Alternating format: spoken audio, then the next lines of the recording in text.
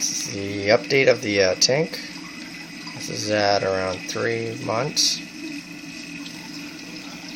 I was having algae issues, and I was using tap water with tap water conditioner, and finally broke down and started using RO water.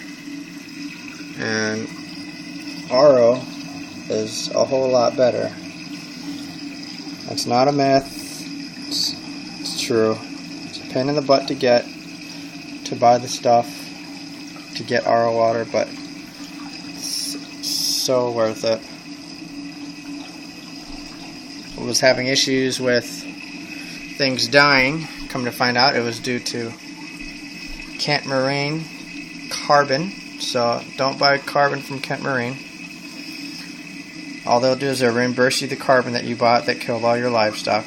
So they no longer get my business due to their lack of empathy on their part. I have some new corals, that Recordia Yuma, Heliopora Corelia right there in the center. I fragged that from this mother colony. It was actually a node, just like you see there, one of those little polyps. I cut it off, and 8 months later it turned into a little plate, just like that. And Porcellopora, zoanthids, some more palithoas. Oh, those are zoanthids, I'm sorry. Those are palithoas, large palithoas. And here's another piece that I fragged. It's not very, you seem to be able to focus.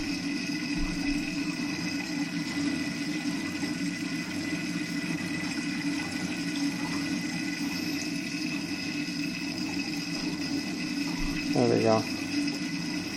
That was a little polyp. Now it's growing out, it's starting to plate.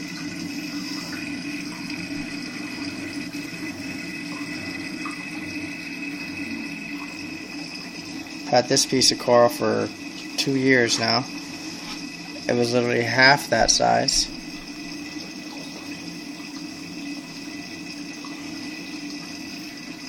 Now it's looking really good.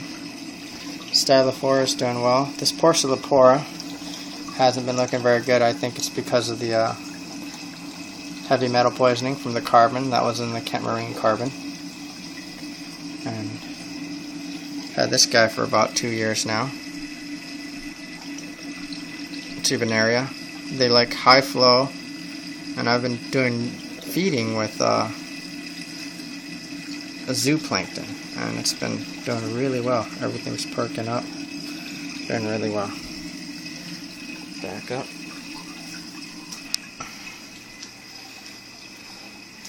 Refugium. I had to put the frog spawn down here due to the vortex putting too much flow. It's starting to hurt the frog spawn. And it's a pretty good size. It's half the size it originally was. When I first started the tank, it had a bacterial infection, and I had to literally remove half of it. The moment I saw it, I just removed that portion, or any heads that seemed to have the necrosis, and it seemed to save the colony. This was a small piece of macro at the beginning. Now it's just spreading everywhere. I was thinking about doing a deep sand bed, but it would cost me about $90 for sand. And I used some live sand for the main tank, and I threw some in here, which I kind of regret now because now it's just a nutrient sink. It's not deep enough to do anything, so I'm going to end up sucking it all out and just leaving the refugium as a bare bottom.